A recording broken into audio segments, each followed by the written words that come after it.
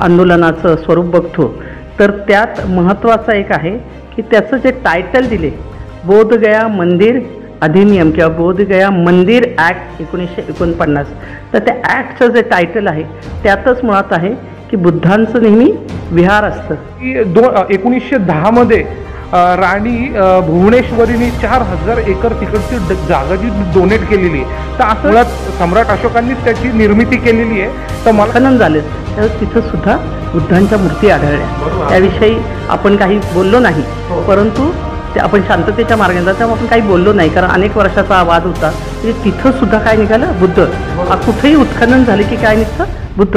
आणि त्यामुळे ही भारत ही तशी बुद्धांची भूमी आहे. बुद्धांचा जन्म भारतात झाला आहे आणि नंतर जगभर बुद्ध धर्माचा प्रसार झाला, परंतु मुळात ही भूमी जी आहे ही बुद्धांची भूमी आहे. मग आपण जगातले बुद्ध, जगातले बुद्धिस्ट, जगातले बुद्धांना मानणारे हे कुठं येतात तर बोधगयामध्ये येतात.